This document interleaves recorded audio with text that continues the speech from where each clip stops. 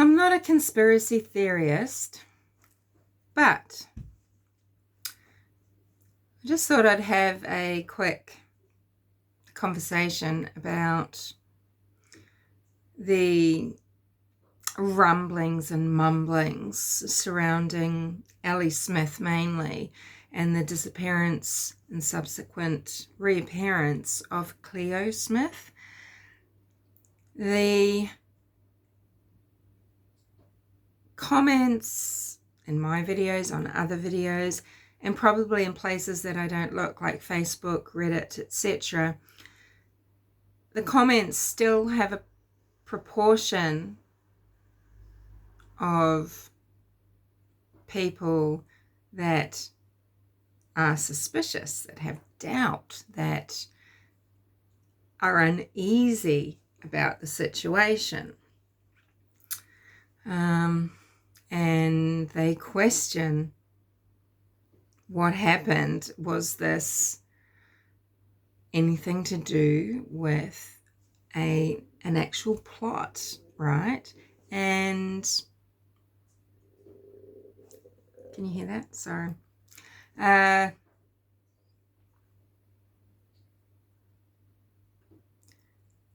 What are some things that I see that might make people feel this way, right? Because I've got a niggle too, but I want to discount it because I think what a risk. Okay, the risk of Cleo being actually harmed, someone being found out as actually designing the whole event, and the risk of Cleo actually being killed. Very darkly, was that something that was considered and thought, well, that would be okay too, right? So if you're going to think, okay, look, I'm too suspicious of Ellie Smith, what might it be? I mean, we've seen 2 interviews, one in which it's just a possible misspeak under pressure and with so much raging in one's whole body. You know, the fear factor must have been nearly unbearable. It would be easy to say something in a way that sounds not as it was intended, right? I do it often in my videos. You just misspeak. So what am I talking about? Well, this instance, it was when Ellie says when she left, she was wearing, and Jake sharply looks when she says this. The look, I can't get that instance out of my mind. It is such odd phrasing. When she left, she was. So that ties in, with the whole 1:30 thing. It was, who decided that the kids would sleep separate behind a shield? It was Ellie that was there tending to Cleo and then going back saying she's all right, she's gone back to sleep, I just gave her some water,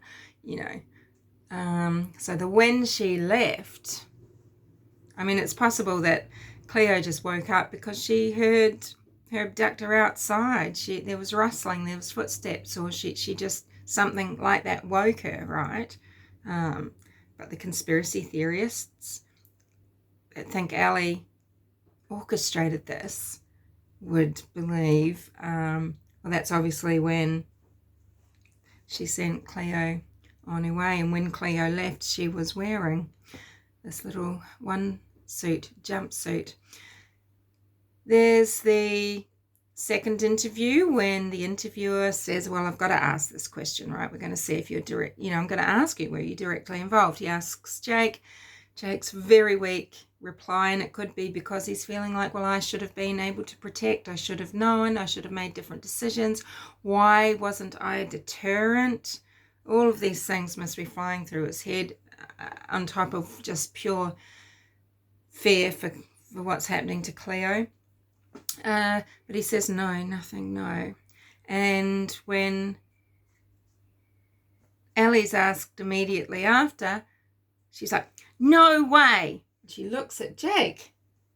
We love our daughter. We want her home. It is just odd, okay? So we've got statement analysis people that tell us that this is odd. We've got body language people that tell us that things are odd, but we know, okay, we're not the experts in these pseudosciences, or statement analysis is probably a bit more of a science than body language. You know, we're not able to analyze everything as a whole, so we're not qualified, and we shouldn't cherry pick things out. But these things stand out. What also stands out in light of the celebrity agent, the book deal, everything, right? I mean, the book deal. Look, the world is going to want to watch Cleo grow up. I would want to protect her from that as a person, as a mother. You know, this isn't Madeleine McCann. She's not dead. You're writing about your alive daughter, whom now you've got back, and now can't you just get on with your life? But I guess making money to help Cleo through life would be a good thing. But you could be cynical and say, well, look at these heavily stylized, the curated social media. It's almost as if it was pre-prepared. Because what do people do when little girls go missing? They look at everything they can. They're invasive to the extreme to the family. They want to know everything. They look at social media. They go through your past. Well, we've got Jake's curated social media, just with all these big things that he's killed, you know, holding up the heads of goats by their horns, and holding up sharks by their nose, and all the reef fish, all these senseless murders that he's done for sport throughout his entire life. It goes back beyond probably 2011. But, you know, as you come up recent times, it's this beautiful page of these just chosen singular, you know, images of just Jake and his conquest. And there's one photo, I think it was 2015, of maybe him and an ex-girlfriend. It's just, there's a couple of things like that, but really it just seems so produced. But maybe this is how young people are. Maybe this is how millennials are. They think about these things as they go. But it's as if it's produced. It's all beautifully laid out. There's no picture of Cleo. I think there might have been one on his page. There's pictures of Isla. And nothing spontaneous, goofy, fun, and it's all just themed. And same with Ellie Smith's.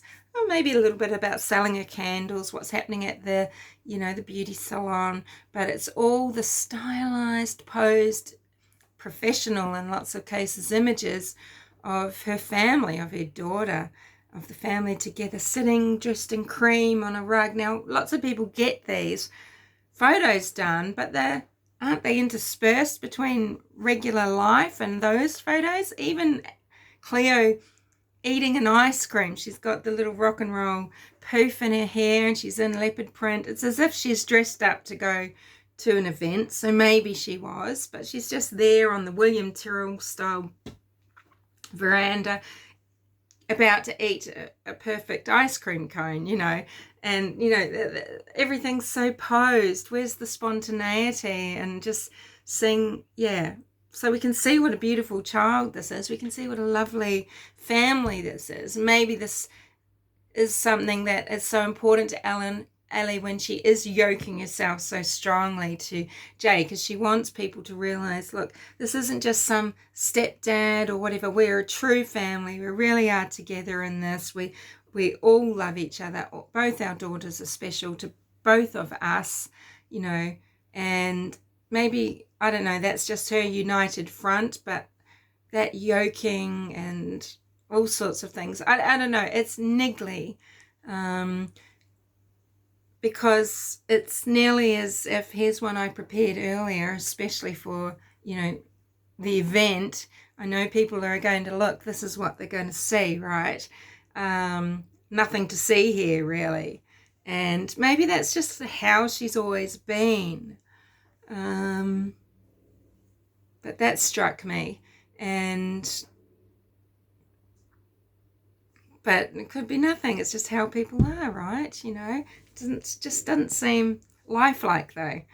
And of course, so now, yeah, as I said, the celebrity agent and everything. I mean, it's an amazing story. It's an incredulous event, really, getting Cleo back. And of course the world's going to want to know, and they're going to want to watch her grow up, and they're going to hope that she's okay and wish her all the best, and they're going to feel very invested, very close to her. So, you know, of course there's going to be media interest, maybe 60 Minutes following her every 5 years and things like that. But yeah, she was so, you know, who's the woman coming in to clean her, to make sure she's dressed nicely, her face is, she's photogenic, the hair is shiny and brushed, you know, for this photogenic rescue image moment, right? It just all seems so, yeah. So these are just, this is a few of the things. I've run out of time. I've got to go and my phone's going to cut off. These are just a few of the things that I can see why people might have niggles. Yeah. But I'm not saying